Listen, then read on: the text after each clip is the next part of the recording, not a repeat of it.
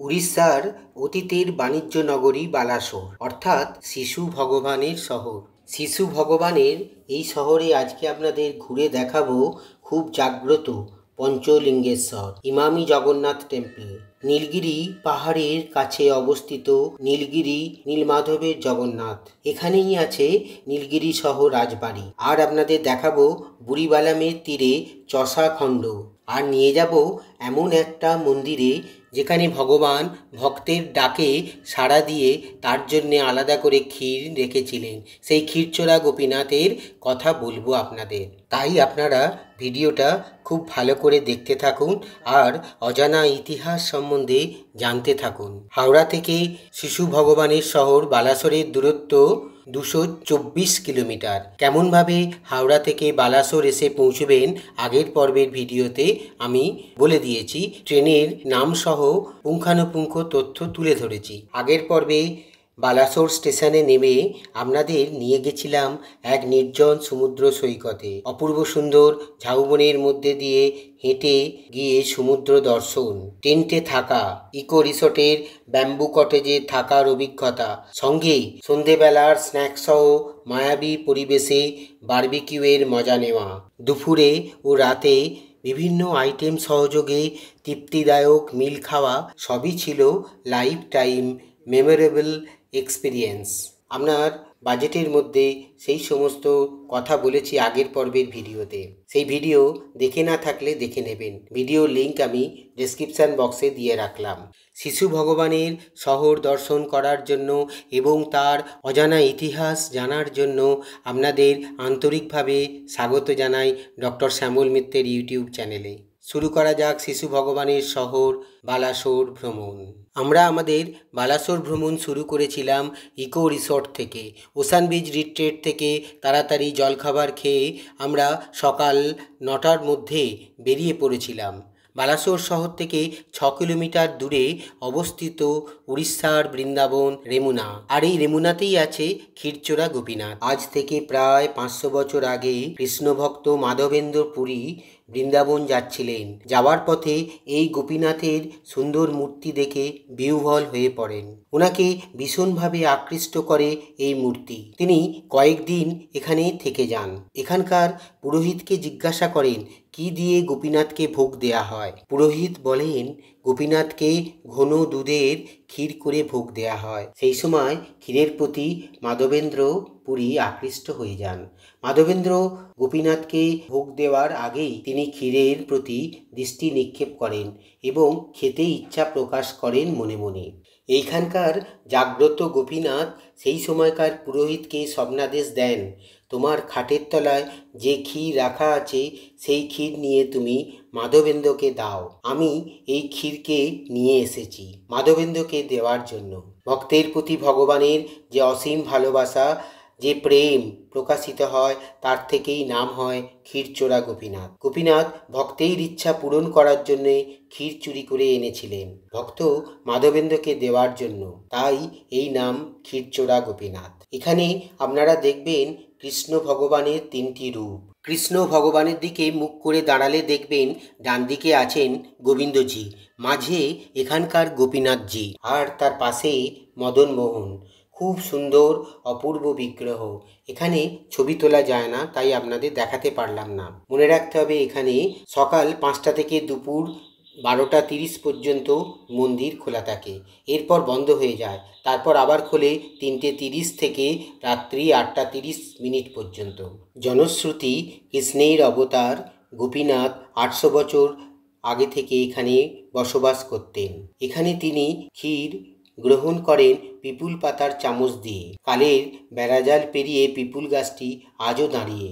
এই মন্দিরটি অবশ্য 150 বছরের প্রাচীন। মন্দিরের গাত্রে কৃষ্ণলীলার নানান আখ্যান উৎকীর্ণ। জরাজীর্ণ রাজবাটি ও আরেকটি দ্রষ্টব্য। এখানে আপনারা বিভিন্ন দামে পুজো দিতে পারেন। 50, 100 আর 25 টাকা, 50 টাকা এবং 100 টাকা মূল্যের ক্ষীর সংগ্রহ করতে পারেন আপনারা এখান থেকে প্রসাদ হিসেবে। তারপর আপনারা দেখে নেবেন ইমামি জগন্নাথ টেম্পল। ইমামি পেপার মিলের অধিকর্তা তৈরি করেছিলেন এটি। 78 ফুট উঁচু মন্দিরের ঢোকার রাস্তা খুব পরিষ্কার এবং বেশ চওড়া। এই ইমামি জগন্নাথ টেম্পলটি বালাসোর স্টেশন থেকে 7 কিলোমিটার দূরে অবস্থিত। লাল পাথরের তৈরি, আর এটি তৈরি হয়েছিল 2009 সালে। তৈরি করেছিলেন প্রখ্যাত ভাস্কর শিল্পী পদ্মবিভূষণ রঘুনাথ মহাপাত্র। রথের আদলে তৈরি 8টা করে 16টি চাকা।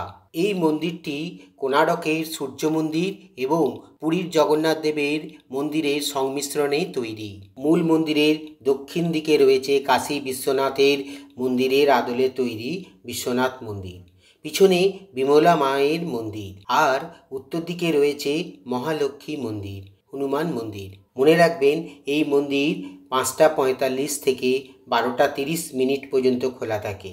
আবার বিকেলে 3টে 30 থেকে 8টা 30 পর্যন্ত খোলা থাকে। মন্দিরের সামনেই চোখে পড়বে গরুড়ের মূর্তি। সুন্দর, খুব ভালো লাগবে এই মন্দিরটি দর্শন করতে।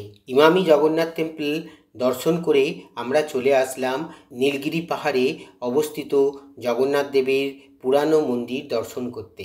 এখানে নিজঘর বা নীলগিরি রাজবাড়ি আপনারা দেখতে পাবেন। নীলগিরির এই জগন্নাথ দেবের মূর্তিটি অতীব সুন্দর। এখানে ছবি তুলতে দেয় না, তাই মন্দিরের ভিতরের বিগ্রহের ছবি আপনাদের দেখাতে পারলাম না। নীলগিরি পাহাড়টি পাশেই, খুব সুন্দর দেখতে লাগে। নীলগিরি পাহাড়ের পাশেই রয়েছে রাজবাড়ি। রাজবাড়ির ঢোকার পথটি খুব প্রশস্ত। রাজবাড়ি ঢোকার কোনো প্রবেশ মূল্য নেই। রাজবাড়ির ফটক দিয়ে প্রথমেই আপনারা লক্ষ্য করবেন কনক দুর্গা মন্দির। এটি রাজবাড়ির আরাধ্য দেবী। সাদা ও গেরুয়া রঙের, বাম দিকেই এটি লক্ষ্য করবেন। কাছেই রয়েছে রাধাকৃষ্ণের মন্দির। এই মন্দিরগুলি 1টার সময় বন্ধ হয়ে যায়, তাই আমরা দ্রুত চলে আসি ওখান থেকে মন্দির দর্শন করার জন্য। যাত্রাপথে ব্লু লেককে তাই আমরা বাদ দিতে বাধ্য হই। তারপর আমার সাজেশন হচ্ছে পঞ্চলিঙ্গেশ্বর দর্শন। যেই মন্দিরটি সারা বছর খোলা থাকে, 6টা থেকে বিকেল 5টা পর্যন্ত খোলা থাকে। বালাসোর স্টেশন থেকে খুবই জাগ্রত পঞ্চলিঙ্গেশ্বর মন্দিরের দূরত্ব 32 কিলোমিটার। এখানে 8টা, 1টা এবং 4টের সময় বাসও আছে। আমার সাজেশন, আপনারা দ্রুত দেখতে গেলে অটোতে চলে আসুন এই পঞ্চলিঙ্গেশ্বর ভ্রমণ করতে। দুবলাগুড়ি সি বিচ থেকে এর দূরত্ব 53 কিলোমিটার। গাড়ি পার্কিং এর জন্য 30 থেকে 35 টাকা নেয়। প্রায় 315টি সিঁড়ি ভেঙে আপনাকে উপরে উঠে মন্দির দর্শন করতে হবে। যারা শিশু এবং বৃদ্ধ তাদের পক্ষে একটু কষ্টকর। সিঁড়িগুলো কিন্তু খুব একটা খাড়াই নয়। গাড়ি পার্কিং এর স্থান থেকে প্রায় হেঁটে 15 মিনিট আসতে হবে। তারপর পড়বে গেট। এখানে 5 টাকা দিয়ে টিকিট কাটতে হবে। সেই টিকিট দেখালে উপরে উঠে জুতো রাখার ব্যবস্থা হয়ে যাবে। এখানে শিবলিঙ্গকে দর্শন করা যায় না। শিবলিঙ্গের অস্তিত্ব অনুভব করতে হয় হাতের স্পর্শ দিয়ে। 5টি শিবলিঙ্গের উপর দিয়ে জলধারা প্রবাহিত হচ্ছে। শিবলিঙ্গগুলি জলধারার মধ্যে নিমজ্জিত আছে। হাত দিয়ে স্পর্শ করা যায়। শীতকালে জলধারা কম থাকে, তখন এটি কিছুটা দর্শন করা যায়। আর বর্ষাকালে যদি আপনারা আসেন, তখন পঞ্চলিঙ্গেশ্বরকে স্পর্শ করতে গেলে কিন্তু আপনারা ভিজে যাবেন, এত এখানে স্রোত। কথিত আছে সীতা বনবাসকালে 5টি শিবলিঙ্গ স্থাপন করেছিলেন। আরেকটি মত অনুসারে বানাসুর নামে এক রাজা ছিলেন। তিনি তার দৈহিক সৌন্দর্য অটুট রাখার জন্য এখানে 5টি স্বয়ম্ভু শিবলিঙ্গের পূজা করেছিলেন। এই শিবলিঙ্গের মধ্যে ডান দিকেরটি খুব বড়, পাশে ছোট ছোট 4টি শিবলিঙ্গ আছে। পঞ্চলিঙ্গেশ্বরকে স্পর্শ করার পরে আপনি এখানে পুজো দিতে পারেন, বা আগে পুজো দিয়েও স্পর্শ করা যায়। কিংবদন্তি জরাসন্ধেরও পূজিত এই শিবলিঙ্গ। পাশেই সাধু বাবার কুঠি। দেব মাহাত্ম্যের সাথে নিরালা নিভৃতে ছোট্ট অবকাশ যাপনের মনোরম পরিবেশ পঞ্চলিঙ্গেশ্বরের পান্থশালা। আহার্য মেলে পান্থশালায়। বিপরীতে দোকানও আছে। পঞ্চলিঙ্গেশ্বরের চারপাশে নীলগিরির পাহাড়ের গহন বন আপনারা লক্ষ্য করবেন। পাহাড়ের নীল আর দিগন্তের নীল মিশে ভুবনটাই নীলাভ পঞ্চলিঙ্গেশ্বরে। জ্যোৎস্না রাতে মায়াবী রূপ ধরে পঞ্চলিঙ্গেশ্বর। পাহাড়ের পাদদেশে উড়িষ্যা ট্যুরিজমেরও কটেজ আছে।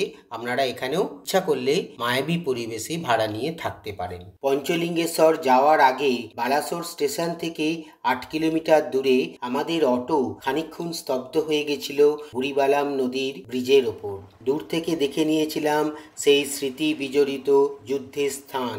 সালটা 1915 সালের সেপ্টেম্বর মাসের 9 তারিখ। বাঘা যতীন সহ তার 4 সঙ্গী চিত্তপ্রিয় রায়চৌধুরী, মনোরঞ্জন সেনগুপ্ত, নীরেন দাশগুপ্ত এবং জ্যোতিষ পালকে নিয়ে অপেক্ষা করতে থাকেন এই বুড়িবালামের তীরে, জার্মান থেকে আসা অস্ত্রের অপেক্ষায়। চার্লস টেগার্টের নেতৃত্বে একটি বিশাল পুলিশ বাহিনীর বিরুদ্ধে এই লড়াই হয়েছিল এই স্থানেই। এই অসম যুদ্ধে নিহত হন চিত্তপ্রিয় রায়চৌধুরী, মনোরঞ্জন সেনগুপ্ত, নীরেন দাশগুপ্ত এবং জ্যোতিষ পালকে তারা বন্দী করে।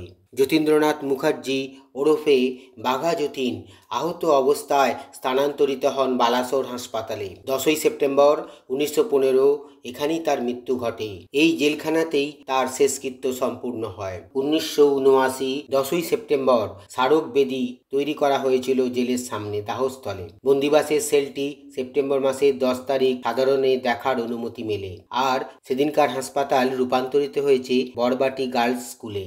এখানে পর্যটকদেরও ভিড় চোখে পড়ার মতন। চষাখণ্ড বালাসোর থেকে 8 কিলোমিটার দূরে হবে। আপনারা এই স্থানটা দেখে আসতে পারেন। আমাদের সময় কম থাকায় আমরা ব্রিজের ওপর থেকেই বুড়িবালামের তীরে সেই যুদ্ধের স্থানটি লক্ষ্য করি এবং আমরা এগিয়ে চলি পঞ্চলিঙ্গেশ্বর দর্শনের জন্য, যার কথা আপনাদের আমি আগেই বলেছি। এর আগে বর্ণিত পঞ্চলিঙ্গেশ্বর দেখে মঈনুদ্দিন ভাই আমাদের খুব সস্তার দ্রৌপদী হোটেলের সামনে এনে দেন। এত সস্তায় এত ভালো হোটেল এর আগে থাকিনি। আমাদের 3 জনের কাছে এক রাতের জন্য নেয় 1000 টাকা। হোটেলের তরফ থেকে চিরুনি, 2টি শ্যাম্পু, কন্ডিশনার এবং একটি ছোট সাবানের প্যাক দেয়। 850 টাকা ভাড়া হলেও একটি বেড এক্সট্রা থাকায় 850 প্লাস 300 1150 হলেও আমাদের কাছ থেকে নেয় 1000 টাকা। এই হোটেলের ফোন নাম্বার এবং কত রুমের ভাড়া আমি দিয়ে দিলাম, দেখে নেবেন। এই হোটেল দ্রৌপদী বালাসোর স্টেশনের একদমই কাছে। এখান থেকে রাতে বালাসোর স্টেশন চত্বরটা অতি মনোরম। এই হোটেল দ্রৌপদীর আরেকটা অ্যাডভান্টেজ, এই হোটেলটি 24 ঘন্টা check in check out time, অর্থাৎ আপনারা যখন আসবেন তারপরে ঠিক 24 ঘন্টা বাদে এই হোটেল আপনাকে ছাড়তে হবে। এই হোটেলের রুমটি খুব সুন্দর ছিল, ওয়েল ডেকোরেটেড এবং অ্যাটাচ পায়খানা বাথরুম, গিজারের সুবিধা ছিল। আমরা পরের দিন সকালে গিজারের জলে স্নান করে তাড়াতাড়ি বেরিয়ে পড়ি আমাদের ট্রেন শতাব্দী এক্সপ্রেস ধরতে। আমাদের হাতে সময় ছিল না, তাই আমরা সেই দিন সকালে পাশেই একটি দোকান থেকে অপূর্ব সুন্দর সস্তায় ব্রেকফাস্ট করে ট্রেনে চেপে পড়েছিলাম। আপনারা দরকার হলে সেই দিন বিকেলে ধৌলি এক্সপ্রেস অথবা ফলকনামা এক্সপ্রেসে ফিরতে পারেন আর তার মাঝে ঘুরে নিতে পারেন চাঁদিপুরের ভ্যানিসিং সি বিচ, যেখানে আপনি সমুদ্র দেখলেন, এখানে খানিকক্ষণ বাদে দেখবেন সমুদ্র চলে গেছে প্রায় 3 থেকে 4 কিলোমিটার দূরে। আবার হয়তো কোন সময় সমুদ্র আপনার কাছে এসে ধরা যাবে। সেই অপূর্ব সুন্দর চাঁদিপুর সি বিচ এখানে আপনারা দেখে নিতে পারেন। আপনারা ইচ্ছা করলে 28 কিলোমিটার দূরে কুলডিহা ফরেস্ট দেখে নিতে পারেন, বা ইচ্ছা থাকলে ন্যাশনাল পার্ক শিমলিপাল 116 কিলোমিটার দূরেও ঘুরে আসতে পারেন। এসে আপনারা বিকেলের দিকে ধৌলি এক্সপ্রেস অথবা ফলকনামা এক্সপ্রেসে ফিরে পড়তে পারেন হাওড়ায়। ফলকনামা এবং ধৌলি এক্সপ্রেসের টিকিট আমরা পাইনি, তাই বাধ্য হয়েই প্রিমিয়াম ট্রেনে পুরী হাওড়া শতাব্দী এক্সপ্রেসে করে আমরা হাওড়া পৌঁছে যাই। হাওড়া স্টেশনে পৌঁছে আমরা সেদিনকার লাঞ্চ সেরে আমরা আবার আমাদের গন্তব্য বর্ধমানে ফিরে আসি। তার একদিন বাদেই মহাকুম্ভের টানে আমি একাই বেরিয়ে পড়ি ছোট মাসিদের সঙ্গে। আধ্যাত্মিকতায় মোড়া মহাকুম্ভের ভিডিও আগেই আপনাদের দেখিয়ে দিয়েছি, না দেখে থাকলে দেখে নেবেন। ভিডিওর লিঙ্ক ডেসক্রিপশন বক্সে দিয়ে রাখলাম। আমার বিশ্বভারতী বিশ্ববিদ্যালয়ের সহপাঠী, বর্তমানে আমেরিকায় প্রবাসী প্রফেসর ডক্টর অতীন অধিকারীর কথায় এবং সুরে এআই দ্বারা নির্মিত গান আপনারা আশা করি হয়তো শুনে নিয়েছেন। খানিকটা অপ্রত্যাশিতভাবে 19শে জুন 2025 বেলুড় মঠ মিলিয়ে দিয়েছিল প্রায় 30 বছর বাদে দুই বন্ধুকে। আমরা বেলুড় মঠে প্রসাদ গ্রহণ করে লঞ্চে করে চলে যাই দক্ষিণেশ্বর। সেই সব গল্প নিয়ে আসবো আগামী পর্বে। ততক্ষণ আপনারা সবাই খুব ভালো থাকবেন। অনেক অনেক শুভকামনা রইল প্রত্যেকের জন্য।